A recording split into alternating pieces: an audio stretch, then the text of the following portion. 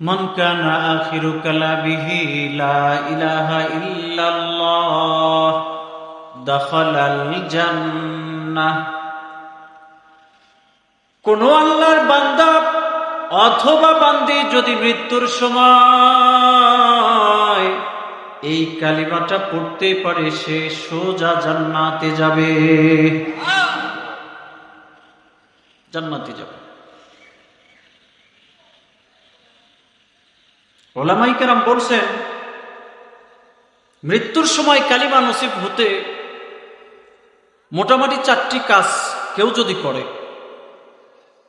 সেই মানুষটা ঈমানের সাথে মরতে পারে। 1 নাম্বার, শুনুন, আমার দিকে তাকান, কালিমার জিকির বেশি বেশি করা, সুবহানাল্লাহি ওয়া বিহামদিহি।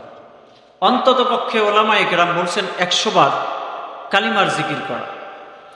একটু পড়ি, লা ইলাহা ইল্লাল্লাহ, জোরে একটু আওয়াজ দেন, লা ইলাহা ইল্লাল্লাহ, লা ইলাহা ইল্লাল্লাহ। আকাশ বাতাস জপিতেছে, পাহাড় পর্বত জপিতেছে, জপিতেছে ইল্লাল্লাহ, লা ইলাহা ইল্লাল্লাহ। আওয়াজ দেন, লা ইলাহা ইল্লাল্লাহ। মধুর কালিমা আনলেন যিনি, মধুর কুরআন আনলেন যিনি, সে তো মোদের নবিউল্লাহ, লা ইলাহা ইল্লাল্লাহ, জোরে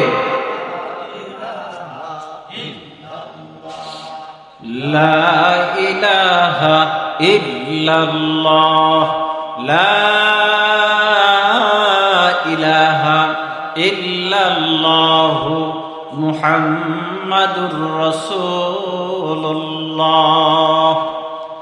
আল্লাহর কোন বান্দা বান্দি যদি ঈমান নিয়ে মরতে চায়, উলামায়ে কেরাম বলছেন তার জবানে বেশি বেশি করে কালিমার জিকির করা লাগবে।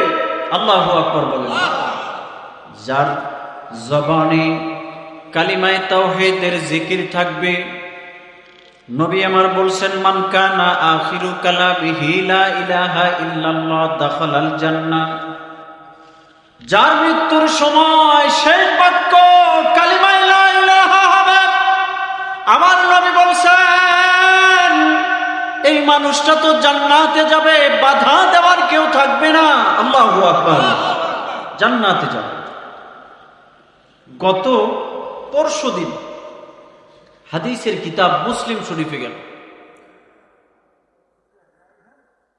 আবু তালেব যখন মারা যাবে, ভাইও এদিকে খেয়াল করেন, আবু তালেব রাসূলের কি হন? চাচা। মারা যাবে মুমূর্ষু অবস্থায়, মৃত্যুর সন্ধিক্ষণে চাচাকে ডাক দিয়ে বলছেন, ইয়া আম্মি, আমার চাচা, কুল লা ইলাহা ইল্লাল্লাহ, শুধু লা ইলাহা ইল্লাল্লাহ কালিমাটা পড়েন, আমি আপনার জন্য সুপারিশ করব যেন রব জান্নাত দান করেন। কালিমা পড়বে, কিন্তু ওই সময় বদমাইশ আবু জাহল আরেকজন আছে, আরো কতিপয় আছে, বলছে তুমি কি তোমার পিতৃ পরিচয় বাদ দিয়ে দিবা নাকি?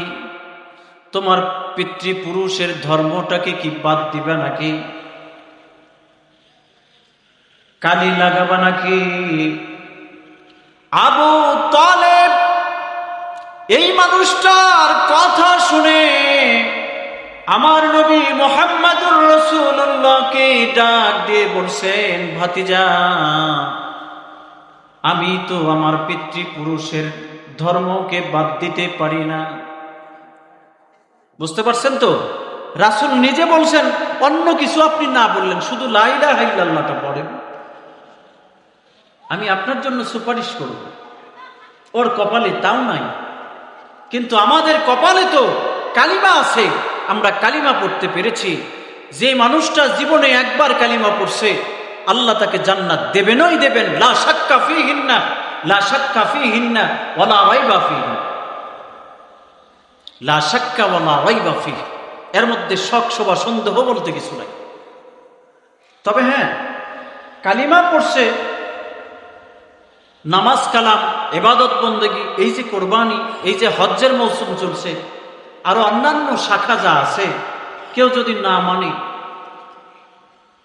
কালিমা একবার পড়ছে জন্য আল্লাহ জান্নাত দিবেন, তবে জং ছাড়াবে, শাস্তি দেবেন, শাস্তিগুলো আগে পোহাতে হবে, তার প্রায়শ্চিত্ত ভোগবার পরে তাকে জান্নাত দিবেন। চিরস্থায়ী সে জাহান্নামে জ্বলবে না, যেহেতু সে কালিমা একবার হলেও পড়ছে। সুবহানাল্লাহ। ওয়াহাব ইবনে মুনাব্বিহ, ওয়াহাব ইবনে মুনাব্বিহ নামক একজন রাবী আছেন, সাহাবী। উনি কিলা, তাকে বলা হয়েছে, আলাইসা লা ইলাহা ইল্লাল্লাহ মিফতাহুল জান্নাহ, লা ইলাহা ইল্লাল্লাহ কি জান্নাতের চাবিকাঠি নয়? উনি বলছেন, বালা, হ্যাঁ, লা ইলাহা ইল্লাল্লাহ তো জান্নাতের চাবিকাঠি। তবে তবে আছে, লা ইলাহা ইল্লাল্লাহ জান্নাতের চাবিকাঠি, ইল্লা ওয়ালাহা আসনাম, তবে লা ইলাহা ইল্লাল্লাহর সাথে কিছু দাঁত আছে। সুবহানাল্লাহ বলে। কি আছে? দাঁত আছে। এমন কোন পৃথিবীতে চাবি নাই যার দাঁত নাই। যে ব্যক্তি এই চাবির দাঁত নিয়ে আসবে, সেই ব্যক্তি, তার জন্য ফতিহা লাক ওয়া ইল্লা লাম ইফতাহ।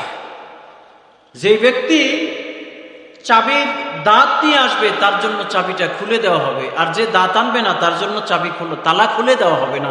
তার মানে শুধু কালিমা পড়লেন আর কিছু আমল করলেন না, তাইলে আপনার জন্য জান্নাত দুষ্কর। কোনো না কোনো সময় যাবেন, ঠিক আছে, কিন্তু আপনাকে অন্যান্য বন্দেগী আছে, অন্যান্য আমল আছে। বুনিয়াল ইসলাম আলা খামসিন, ইসলামের স্তম্ভ 5টি বিষয়ের উপর, তার মধ্যে শাহাদাতি আল্লা ইলাহা ইল্লাল্লাহ, কালিমায়ে শাহাদাতের সাক্ষী দেওয়া আল্লাহ ছাড়া কেউ নাই, মুহাম্মাদুর রাসূলুল্লাহ আল্লাহ তাআলার প্রেরিত রাসূল বলে সাক্ষী দেওয়া লাগবে, আল্লাহ ছাড়া কেউ নাই। তারপরে এটা তো একটা, সওমে রমাদান আছে, রমজান শরীফের রোজা আছে, হজ আছে, যাকাত আছে, আছে না? বাকিগুলো করতে হবে। কালিমা, নামাজ, রোজা, হজ, যাকাত আছে না নাই? এটা তো মৌলিক বিষয়, আরো আছে অনেক কিছু, আরো আছে। আল ঈমান বিদউন ওয়া সাবউনা শু'বা, ঈমানের 70-এর উপরে 77টার মতো, 60-এর উপরে বিভিন্ন রিওয়ায়াত আছে, শাখা আছে, ঈমানের শাখা আছে। আলাহা লা ইলাহা ইল্লাল্লাহ ওয়া আদনাহা ইমাতাতুল আযা আনিত তরিক। ঈমানের 70-এর উপর 77টাও হতে পারে, শাখা আছে। সর্বোত্তম শাখা, উৎকৃষ্ট শাখা হলো লা ইলাহা ইল্লাল্লাহ পড়া। সুবহানাল্লাহ বলেন না? আল্লাহ ছাড়া কেউ নাই। এবার আসেন, ঈমানের আরেকটি শাখা, কষ্টদায়ক বস্তু রাস্তা থেকে সরিয়ে দেওয়া। সুবহানাল্লাহ। রাস্তার মধ্যে মানুষ কাঁটা দিয়ে রাখে, পড়শি যাওয়া আসা করবে এই জন্য বেড়া দিয়ে রাখে, আছে না নাই? রাসূল বলেন, আওসানি খলিলি হাত্তা যানানতু আন্নাহু সাইওয়ারিসুহু। জিবরাইল ফেরেশতা আমাকে এত বারবার তশকিল করতেছিল এই প্রতিবেশীর ব্যাপারে, এত তাগিদ দিতেছিল যে আমি মনে করলাম প্রতিবেশীকে আমার কোনো উত্তরসূরি বানিয়ে দেন কিনা। এত প্রতিবেশীর গুরুত্ব আমার নবী দিয়েছেন। অথচ কত কষ্ট দেই আমি আমার প্রতিবেশীকে, ওর বাসায় যেন বাতাস না ঢুকে এইটারও ইন্তজাম করি।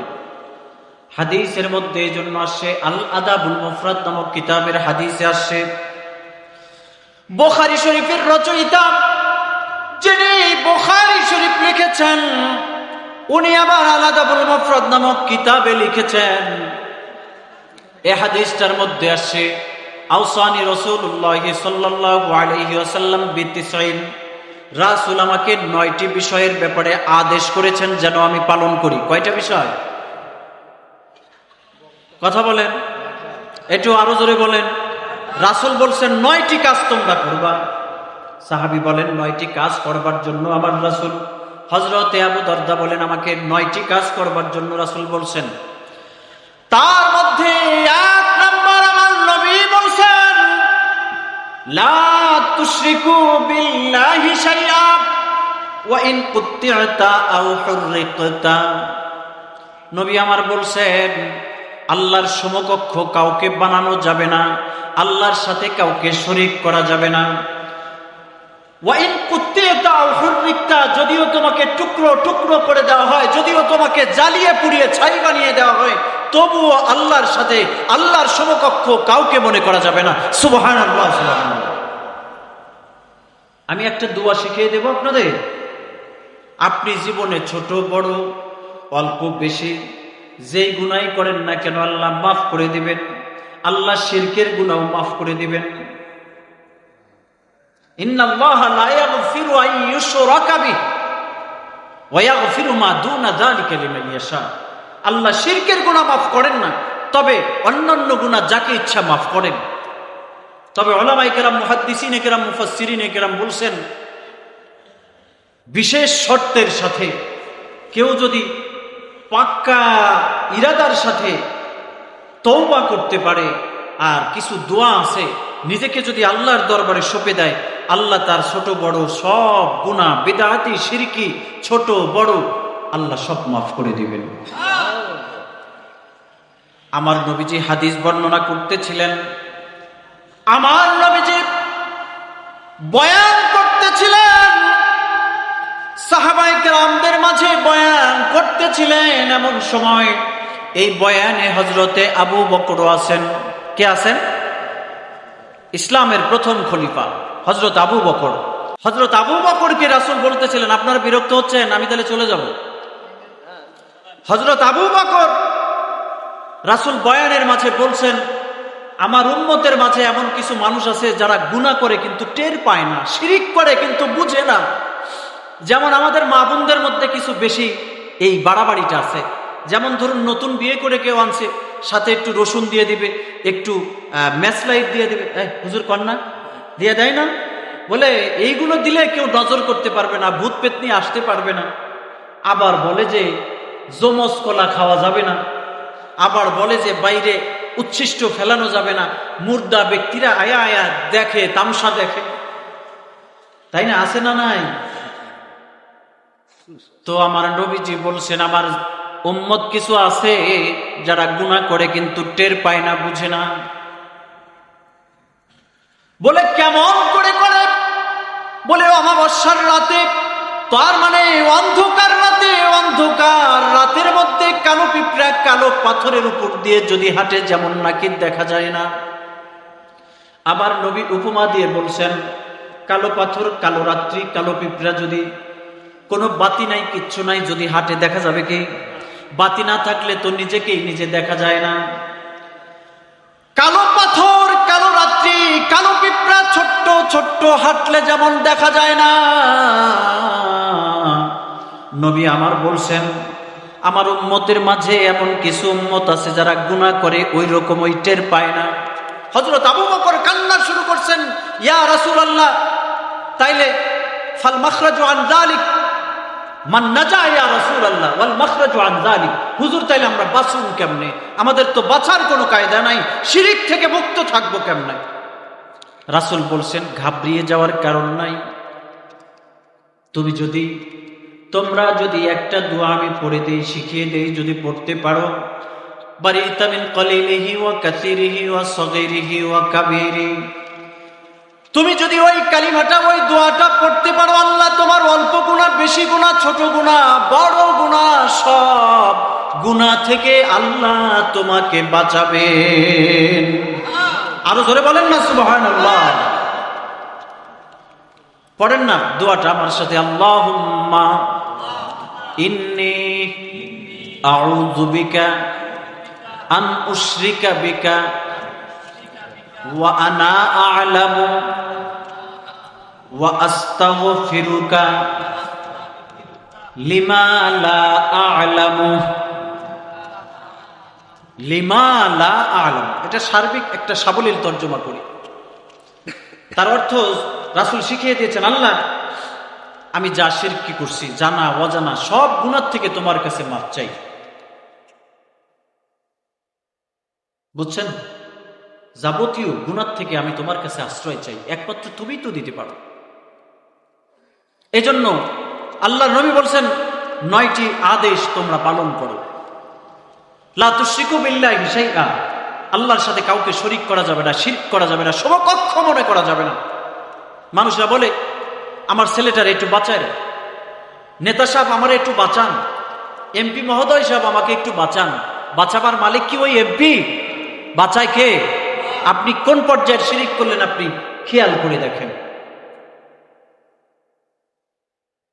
এই জন্য বলছেন ওয়াইন কুত্তিআতা আও হুররিকতা, তোমাকে জ্বালিয়ে পুড়িয়ে ছাই বানিয়ে দিলেও আল্লাহর সমকক্ষ কাউকে মনে করো না। তোমাকে টুকরো টুকরো কেটে কেটে টুকরো টুকরো করলেও কারো সাথে, আল্লাহর সাথে কাউকে সমকক্ষ মনে করবা না। এটা 1 নাম্বার নসিহত ছিল।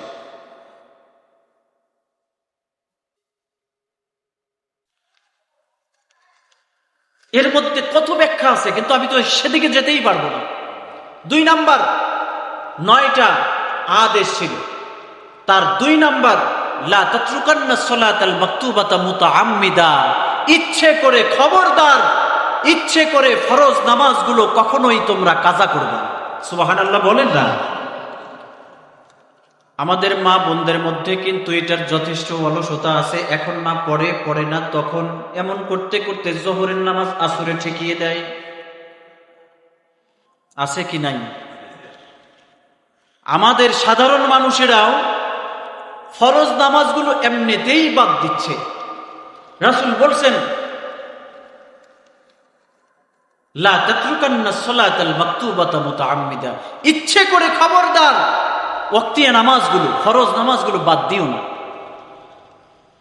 কেননা যে ব্যক্তি এই ফরজ নামাজগুলো বাদ দেবে, আল্লাহর জিম্মাদারি থেকে সে আউট হয়ে যাবে, রাসূলের জিম্মাদারি থেকে সে মুক্ত হয়ে যাবে। তাকে আল্লাহর নবী এবং আল্লাহ তাআলা কেউ দেখবেন না। আল্লাহ আর তার নবীর জিম্মাত থেকে যদি আমি আপনি ছিটকে পড়ি, আমাকে আপনাকে বাঁচাবার কেউ আছে? উপায় নাই। মা বোনদের ব্যাপারে সাধারণত 2টি কথা আরো বলতে হবে। রাসূল আমার বুখারীর হাদিসে, অন্যান্য কিতাবে আসে, ডাক দিয়ে মা জাতিকে বলছে, ইয়া মাশারান নিসা তাসাদদাকনা, ও মেয়ে জাতিরা, মা জাতিরা, মহিলারা তোমরা বেশি বেশি করে সদকা করো। বুদ্ধিমতী একজন সাহাবিয়া ডাক দিয়ে বলছেন, ইয়া রাসূলুল্লাহ কেন? বলছে তোমাদের মধ্যে 2টি খারাপ গুণ আছে। কয়টি খারাপ গুণ? মহিলাদের মধ্যে 2টি খারাপ গুণ আছে। একটা হলো, রাসূল আমার বলছেন, ইন্নী রাআইতুকুন্না আকসারা আহলিন নার। বলে কেন ইয়া রাসূলুল্লাহ, জাহান্নামে মহিলারাই বেশি জ্বলবে? বলে 2টি খারাপ গুণ আছে। কেননা আমি জাহান্নামের আগুনে দগ্ধ হতে দেখেছি। ওই যে লাইলাতুল ইসরা, শবে মেরাজে আমি দেখেছি, জান্নাত জাহান্নাম দেখেছি, সেখানে দেখাইয়েছে আল্লাহ তাআলা। আমার রব আমাকে দেখিয়েছেন, আমি দেখতে পেয়েছি মহিলাদের মধ্যে 2টি খারাপ গুণ থাকার কারণে জাহান্নামে তারা জ্বলতেছে। 2টি গুণের মধ্যে, খারাপ গুণের মধ্যে একটা হলো তাকফুরনাল লানা ওয়া তাকফুরনাল আশিরা, তুকসিরনাল লানা ওয়া তাকফুরনাল আশিরা। তারা 2টি খারাপ গুণ আছে। একটা হলো তারা এমনি এমনি অভিশাপ দেয়। বলে না, দেয় কি দেয় না? নিজের সন্তানকে বলে, শয়তানরা মরেও না, বলে না বলে না? মরণ আমি আপনি দেই না আল্লাহ দেয়? আপনি গুনাহ করলেন কিনা? এটা একটা অভিশাপ দেয়, এমনি এমনি স্বামীকে দেয়, বাবা মারে দেয়, ছেলে সন্তানকে দেয়। বদদুয়া দেওয়া, অভিশাপ দেওয়া, অভিসম্পদ দেওয়া, লানত করা। 2 নাম্বার খারাপ গুণ হলো তারা স্বামীর অকৃতজ্ঞ। স্বামী জীবন ভর ভালোবাসে, হুট করে সাবান একটা পন্ডস সাবান আনতে বলছে গোপালপুরে শহর থেকে, স্বামী হঠাৎ ভুলে গেছে। এই মহিলা বলে ফেলবে, তোমার দ্বারা জীবনেই তো কোনো সুখ পেলাম না। কথা বলেন না কেন? আমার নবী এটার ব্যাখ্যা দিয়েছেন বুখারীর হাদিসে, তিরমিজির হাদিসে, লাউ আহসানতা ইলা ইহদাহুন্না দাহর সুম্মা রাআত মিনকা শাইআ ক্বালাত মা রাআইতু মিনকা খায়রান কাত। রাসূল বলছেন, তুমি জীবনভর ভালোবাসবা, এটা ওইটা কিনে দিবা, আদর যত্ন করবা, হঠাৎ করে মিস হয়ে গেল তো বলবে তোমার দ্বারা জীবনেই তো সুখ পাইলে।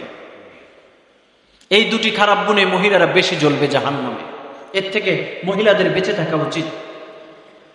রাসূল আমার বলছে, লা তাতরুকান্না সালাতাল মাকতুবাতা মুতাআম্মিদা, যারা নামাজকে ইচ্ছা করে ত্যাগ করে তারা আল্লাহ এবং তার রাসূলের জিম্মাদারি থেকে মুক্ত হয়ে যাবে। নামাজ কাজা করা যাবে না, নামাজ কামাই দেওয়া যাবে না, নামাজ পড়া বাদ দেওয়া যাবে না। নাকি যাবে? 80-র উপরে 83 জায়গার মতো কোরআনুল কারিমে নামাজের কথা বলা আছে। আছে না? ওয়াকিমুস সালাতা ওয়া আতুজ যাকাহ ওয়ারকাউ মা'আর রাকিঈন। রুকুকারীদের মতো রুকু করো, নামাজ কায়েম করো। আল্লাহ বহু জায়গায় বলছেন নামাজ বাদ দেওয়া যাবে না। এক অন্ধ মানুষের কথা আমি শুনেছি, জামালপুরের ওদিকে গিয়েছিলাম, বাস্তব কিচ্ছা, বাস্তব ঘটছে। একজন অন্ধ মানুষদেরকে বলছে, আমার বাসা থেকে মসজিদ পর্যন্ত একটু করে দাও, রশি টানিয়ে দাও। অন্ধ মানুষ। জিজ্ঞেস করা হয়েছে কেন লাগান লাগবে? বলছে, আমি অন্ধ মানুষ, আমাকে মসজিদে নিয়ে যাওয়ার তো কেউ নাই, এই রশিটা ধরে ধরে আমি আল্লাহর ঘর মসজিদে গিয়ে নামাজ পড়তে চাই। আওয়াজ দিয়ে বলেন সুবহানাল্লাহ।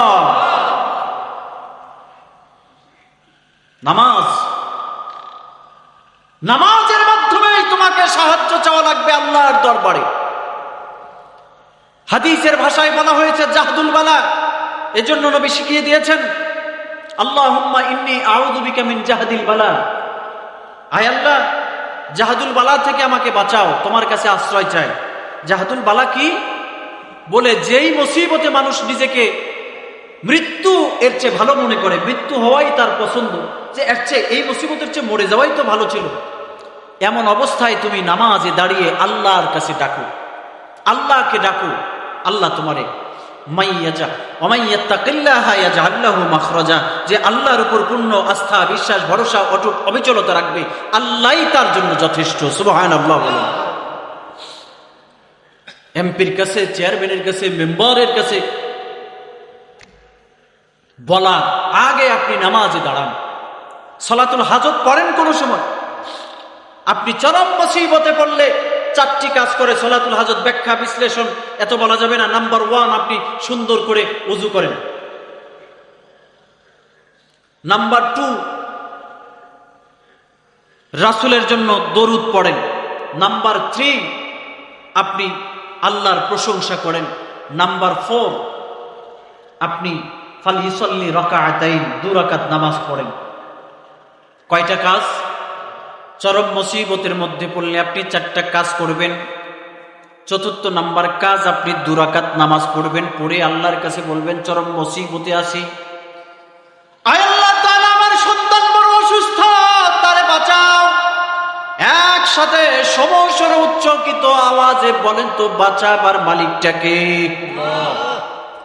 বাঁচাও আল্লাহ, তুমি বাঁচাও। ওসিলা শরীফ মানুষের কাছে, ডাক্তারের কাছে যেতে পারেন, সমস্যা নাই, আগে তো তোমার রবের কাছেই বলা লাগবে। এবং একটা দোয়া তো এই সালাতুল হাজতের ক্ষেত্রে বলা আছে, আপনারা এটা মুখস্থ করার চেষ্টা করবেন। না পারলে অন্তত বাংলায় তো বলবেন, আল্লাহ আমার সমস্যা আছে, আমার মেয়ের বিয়ে হচ্ছে না, আমার সন্তানের চাকরি হচ্ছে না, তুমি ব্যবস্থা করো, এটা বলা যাবে তো? আর দোয়াটা আমার নবী শিখিয়ে দিয়েছেন তিরমিজি শরীফের হাদিসে, লা ইলাহা ইল্লাল্লাহুল হালিমুল কারীম সুবহানাল্লাহি রাব্বিল আরশিল আযীম আলহামদুলিল্লাহি রাব্বিল আলামিন আসআলুকা মুজিবাতি রাহমাতিক ওয়া আযাইমা মাগফিরাতিক ওয়াল গনিমাতা মিন কুল্লি বিররিন ওয়াস সালামাতা মিন কুল্লি ইসম لا تدع لي ذنبا إلا غفرت ولا هما إلا فرجت ولا حاجة هي لك رضا إلا قضيتها يا أرحم الراحمين। এই দোয়াটাও শিখিয়ে দেওয়া আছে। চরম মুসিবতে বললে এই দোয়া করে আল্লাহর কাছে দোয়া করো। আপনি আমি পারি না, যারা পারবো না তারা বাংলায় তো বলতে পারি নাকি পারি না? তাহলে নামাজ ছেড়ে দেবেন না, ব্যাখ্যা বিশ্লেষণ তো করা যাচ্ছে না। এক নাম্বার, আপনি শিরিক করবেন না, আল্লাহর সমকক্ষ কাউকে মনে করবেন না। নাম্বার 2 হলো গিয়ে আপনি কোনো সময় ইচ্ছা করে ফরজ নামাজগুলো কামাই দেবেন না, কাজা করবেন না। মনে থাকবে নাকি থাকবে না? হ্যাঁ, ইনশাআল্লাহ। নামাজ কেমনি পড়ে? আজকে সিরাজগঞ্জ শহরে জুমা পড়াইছি, আমি সিরাজগঞ্জ থেকেই আছি। মুরব্বী একটা দেখতাছে কখন কে আইতাছে, নামাজ পড়তেছে কিন্তু সুন্নতের সময় ও দেখতাছে, এটা কি নামাজ? কেউ হুজুর সাল্লু কামা রাআইতুমুনি উসাল্লি, নবী আমার বলছে আমি যেমনে নামাজ পড়ি সেভাবেই তোমরা নামাজ পড়ো। যদি বলি ওযু কেমনে করা লাগে, শিখেন নাই কারো কাছে? আমাদের ওস্তাদের আমাদের ওযু বদনা দিয়ে দেখিয়ে দিয়েছে, আমরা আমাদের ছাত্রদের দেখিয়ে দেই। আমাদের নামাজ কেমনে পড়া লাগে ওস্তাদেরা দেখিয়ে দিয়েছে। ওস্তাদেরা ওস্তাদের কাছ থেকে ওস্তাদের কাছ থেকে ওস্তাদের কাছ থেকে সিরিয়াল তো সিরিয়াল, ক্রমান্বয়ে সাহাবায়ে কেরাম, তারপরে সাহাবায়ে কেরাম রাসূল থেকে নামাজ দেখেছে, আমরাই সেভাবে শিখেছি। আল্লাহু আকবার, আল্লাহু আকবার। 3 নাম্বার, লা তাশরাবান্নাল খামরা, মদ পান করো না। যুবকেরা, এলাকাবাসী, ইয়াবা, গাজা, বাবা, মদ, নেশা আছে না নাই? ধ্বংসের দ্বার প্রান্তে চলে গেছে। ফাইন্নাহা মিফতাহু কুল্লি শার, কেননা এই মদ, এই নেশা সমস্ত গুনাহের মূল, খারাপ কাজের মূল। কথা বলেন ঠিক কিনা? এই মদের কারণে, নেশার কারণে নিজের বাবাকেও হত্যা করে যুবকেরা। নেশার কারণে যুবতীরা, নেশার কারণে কিশোর কিশোরীরা তার মা বাবা, ভাই বেরাদার, আত্মীয় স্বজনকেও খুন করতে দ্বিধা করে না। টাঙ্গাইলের কোন এক কলেজে নেশার জন্য নিজের বাবারে এই গুলি করে মারছে। আরো বিভিন্ন জায়গায় ঘটনা ঘটে। এই নেশা থেকে মানুষকে বাঁচাতে হবে। আমি কোনো এক জুমায় কোনো এক জায়গায় মদ নিয়ে কথা বলছি, বলার পরে আমি তো শুধু জুমা পড়াই, ইমাম সাহেব মুসল্লিদের নিয়ে গেছে, কয়েকজন গেছে, গণ্যমান্য তেমন যায় নাই। উল্টো ইমাম রে গাল দিয়ে দিছে। কেন দিতে পারছে জানেন? যিনি মদ বেচেন ওনার কাছ থেকে এলাকার গণ্যমান্যরা কিছু মাল পানি খায়। আপনি কি, আমি বুঝাতে পারছি? ধরুন এখন বিএনপি ক্ষমতায়, বিএনপির নেতা আছে, পাতিপুতি আছে, তাগো দিয়ে দিল, তাহলে এই এলাকার মধ্যে 22 কাইল না? এই 22 কাইলের যে বিএনপির বড় নেতা, এরাই যদি 3000 টাকা দিল যে 3 সপ্তাহ আমারে কিছু কোস না।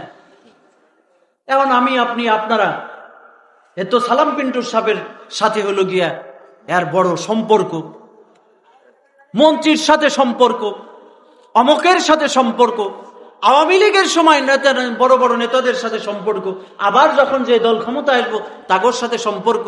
এই সম্পর্কর জেরে জেরেই তো মদ বেচার সুযোগটা পায়। কথা কয় না কেন? সম্পর্ক যদি বাদ দিতে হয়, বেটা মদ বিক্রি আমার সমাজে হবে না, মদ বিক্রি আমার এলাকায় হবে না, এটা রাষ্ট্রীয়ভাবেও নিষিদ্ধ, শরীয়তেও নিষিদ্ধ। সুতরাং আমি মুসলিম হয়ে তোর কাছে টাকা খেয়ে মদের লাইসেন্স বা পারমিশন দিতে পারি না, পারি না, পারি না। ঠিক কিনা জোরে বলেন?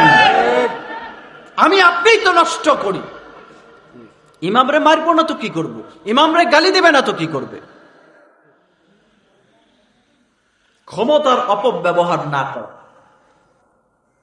তাই বলছি, যারাই যখন যে দল ক্ষমতায় আসেন, আপনারা ন্যায্যের সাথে, ইনসাফের সাথে, আপনারা শরীয়তের পথে রাষ্ট্রের পথে, সামাজিকতার পথে হাঁটার চেষ্টা করেন। নেশা সমাজেও নিষিদ্ধ, রাষ্ট্রীয়ভাবেও নিষিদ্ধ, এটা ইসলামেও নিষিদ্ধ। কি বলেন?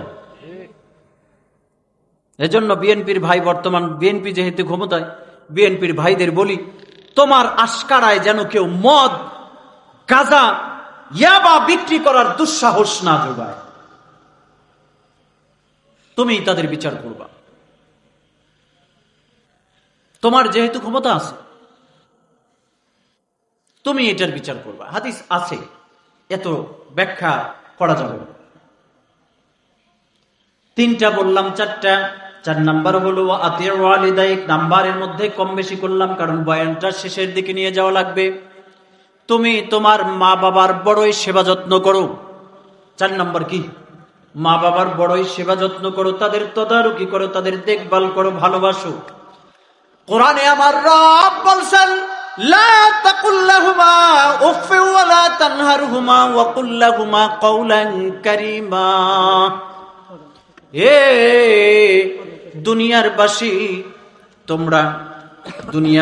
তোমরা তোমার মা বাবার সাথে এমন আচরণ করো যেন তোমার মা বাবা আচরণে, কথাবার্তায়, বচনে, ভঙ্গিতে যেন শব্দটা না করে, ব্যথায় ব্যথিত যাতে না হয়। গ্যাস্ট্রিকের ট্যাবলেট আনতে বলছে, আর বললাম মা তোমার কয়দিন পর পর ট্যাবলেট কেনা লাগে? কথা কয় না। বাবা একটা জুতা কেনা লাগবে, মা কয়দিন আগেই না তোমার জুতা কিনে দিলাম, অথচ বইয়ের আছে কয়েক জোড়া, কোন সমস্যা নাই। কথা কয় না কেন? কিন্তু মায়ের কেনা লাগবে, তাই হিসাব দেওয়া লাগে। এটাই শরীয়তে নিষেধ করছে। আল-আদাবুল মুফরাদ নামক কিতাবে ইবনে ওমর বলেন, তুমি কি আতাফরাকুন নার ওয়া তুহিব্বু আন তাদখুলাল জান্নাহ, তুমি কি চাও জাহান্নাম তোমার থেকে অনেক দূরে থাক, তুমি জাহান্নামে যাবে না, আর তুমি কি এটা ভালোবাসো যে জান্নাতে যাবে? তখন সাহাবী বলছেন, হ্যাঁ আমি তো এটাই চাই, জাহান্নামে যাব না, জান্নাতে যাতে যেতে পারি। বলে তাইলে 2টা কাজ করো। বলেন কয়টা কাজ করো? আতআমতাহা তুআম ওয়া আলানতা লাহাল কালাম। 1 নাম্বার হলো তুমি তোমার মা বাবাকে সুন্দর করে যত্নের সাথে খাবার দাবার করাও। সুবহানাল্লাহ, সুবহানাল্লাহ। আর প্লেটটা ধাক্কা দিয়ে আপনি দিয়ে দিলেন, নাও খাও, হইল নি? বরঞ্চ আফসোস আর আক্ষেপের সাথে ক্ষুধা নিবারণের জন্য মাকে বা বাবাকে খাবার দেবেন। আদবের সাথে দিতে পারেন আপনি, বাবা টাকার অভাবে ভালো কিছু রান্না করা যায় নাই, কষ্ট করে যদি এটা খেয়ে নিতেন বড় খুশি হতাম। সুবহানাল্লাহ বলেন না? মা বাবা ওই সময় খুশি হবে না? বাবা অনেক কিছুই তো খাওয়ানো দরকার, কিন্তু টাকাই কুলিয়ে উঠতে পারি না। মা এই যে শাড়িটা তোমারে কিনে দিলাম, হয়তো বা কম দাম হয়েছে, তোমার মন মতো হয়েছে কিনা জানি না, তবে যদি আমার উপর এহসান করে খুশি হয়ে গ্রহণ করতে বড় খুশি হতাম। কি কথা বন্ধ হলো না ভালো হলো? আর একটা লুঙ্গি বাবার লাগে, মানুষের মধ্যে যাওয়া লাগবে। বাবাই একটা প্লাস্টিকের জুতা পরে থাকে, চামড়ার জুতাও নাই। তাই বলছে তুমি সুন্দর করে খাওয়াও, তাইলে জাহান্নাম দূরে থাকবে তোমার থেকে, আর জান্নাতে তুমি যেতে পারবে। ভালো করে খাওয়াও, আদর যত্নে খাওয়াও, কষ্ট যাতে মনে না করে। আরেকটা কি? তাদের সাথে সৌজন্যমূলক সুন্দর আচরণও করো, ভালো ব্যবহার করো। আমার নবীর কাছে, আমার নবী ইয়াকসিমুন নবী সাল্লাল্লাহু আলাইহি সাল্লাম লাহমা বিল জারানা, জারানা নামক জায়গায় আমার নবীজি সৎকার গোস্ত বন্টন করতেছিলেন। ফাজাআত ইমরাআ, একজন মহিলা আমার নবীর কাছে আসলেন। ফাকামান নবী সাল্লাল্লাহু আলাইহি ওয়াসাল্লাম ফাবাসাতা রিদাআ, নবী আমার দাঁড়িয়ে গেলেন এবং হলো নিজের চাদর অথবা রুমাল নিজে বিছিয়ে দিলেন। ফাজালাসাত আলাইহি, ওই মহিলা এসে চাদরের উপরে বসে গেলেন। সাহাবায়ে কেরাম আলোচনা করতেছেন, বিশ্ব নবী, আখির জামানার নবী, নবীদের নবী, একজন সাধারণ মহিলা আসার কারণে কেন দাঁড়িয়ে গেল তোমরা কি কেউ জানো? জবাব দেওয়া হলো, এই মানুষটা তো যেন তেন কোনো মানুষ ছিল না, এই মহিলাটা আমার বিশ্ব নবীর দুধমা হযরতে হালিমাতুস সাদিয়া। সুবহানাল্লাহ, জোরে বলেন। নিজের মায়ের জন্য দাঁড়িয়ে নিজের পোশাকটাই বিছিয়ে দিয়েছেন। আদর যত্ন করেন মা বাবারে। একজন সাহাবী বলছেন, মান আহাক্কু বিহুসনি সাহাবাতি ইয়া রাসূলুল্লাহ, হুজুর সবচেয়ে বেশি কারে ভালোবাসবো, সবচেয়ে বেশি কারে আদর যত্ন করব, সবচেয়ে বেশি কাকে আমি গ্রহণযোগ্যতায় দেব, সবচেয়ে বেশি কাকে আমি বড় নজর করব, আমার ভালোবাসা আমার আদর আপ্যায়ন কাকে বেশি দেব? রাসূল আমার বলছেন উম্মুকা, তোমার মাকে। আবার সাহাবী বলছেন সুম্মা মান, তারপরে কাকে? আমার নবী বলছেন উম্মুকা, তোমার মাকে। আবার তৃতীয়বার সাহাবী বলছেন সুম্মা মান ইয়া রাসূলুল্লাহ, তারপরে কাকে? আমার রাসূল বলছেন উম্মুকা। তিনবার নবী বলছেন তোমার মাকে, তোমার মাকে, তোমার মাকে। চতুর্থবার আমার নবীজি বলছেন আবুকা, তোমার বাবাকে। আল্লাহু আকবার। মা বাবারে সবচেয়ে বেশি আপনি আপ্যায়ন করবেন, আদর যত্ন দিবেন, খুবই ভালোবাসবেন, তাছাড়া উপায় নাই। মা বাবা রিদার রব্বি ফি রিদাল ওয়ালিদ ওয়া সাখাতুর রব্বি ফি সাখাতুল ওয়ালিদ। আল্লাহকে খুশি করতে চাইলে মা বাবাকে খুশি রাখতে হবে। আল্লাহকে অসন্তুষ্ট যদি রাখেন, মা বাবার অসন্তুষ্টের উপরেই আল্লাহর অসন্তুষ্ট। এজন্য মা বাবাকে গুরুত্ব দেওয়া।